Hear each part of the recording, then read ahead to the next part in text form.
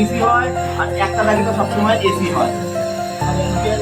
অ্যাম্পিয়ারটা হয় কত অ্যাম্পিয়ার নিচ্ছে। আচ্ছা আমরা কত অ্যাম্পিয়ার নিচ্ছে যদি দেখতে চাই তাহলে আমরা অ্যাম্পিয়ারে দেবো। অ্যাম্পিয়ারে দিয়ে আমরা এখানে নিউট্রাল আর ফেজের যে কোনো একটা তারে লাগিয়ে দেবো। ভাই ভাই লেগে যাও। এটা নিচ্ছে 1 সামথিং নিচ্ছে। কেন নিচ্ছে? কেন গ্যাস নেই। গ্যাস থাকলে এটা বেশি অ্যাম্পিয়ার দিচ্ছে। আর এটা একটা মেলে তিনটা থেকে দেখো আমাদের লিখিত না তিনটা থেকে চারটা লিখিত যাবে। মনে করো এটা ভোল্টেজ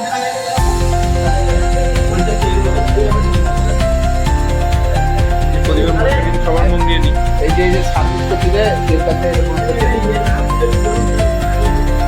এই লাইন আছে ওখানে প্রদীপ লাইন আছে দুটো থেকে যাবে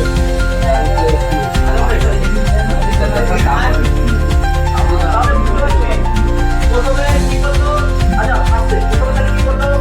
এই নিউট্রাল ফেজটা আগে পিসিবি কানেক্টরে আসলো। আর এটা যে পিসিবিটা পৌঁছালো নিউট্রাল ফেজ, নিউট্রালটা পিসিবি কোথায় পৌঁছালো? নিউট্রালটা পৌঁছালো এই কোনা বরাবর এক সাদা তারটায়, আর ফেজটা পৌঁছালো আমাদের রিলের 1 নম্বর পিনটায়। ওকে, এবার রিলের 2 নম্বর পিন দিয়ে ফেজ বেরোলো, আর এখানে নিউট্রালটা শর্ট করে বেরিয়ে গেল। আর নিউট্রাল শর্ট বেরিয়ে গেল। 3 নম্বর হচ্ছে লাল তারটা যেটা মাঝখান দিয়ে বরাবর বেরোচ্ছে সেটা হচ্ছে কমিউনিকেশন। তাহলে নিউট্রাল ফেজ কমিউনিকেশন বেরিয়ে গেল, আর বডি টু বডি আর্থিং যাবে। টোটাল 4টে তার ইনডোর থেকে আউটডোরে যাবে যদি ইনভার্টার হয়। আর যদি নন ইনভার্টার হতো তাহলে কমিউনিকেশনটা থাকবে না। এটা হচ্ছে বল। এবার এইটা হচ্ছে নিউট্রাল ফেজ যখন পৌঁছালো প্রথমে কিন্তু যেগুলো এসি কারেন্ট সেগুলো চলবে, ডিসিটা স্টার্ট হবে না।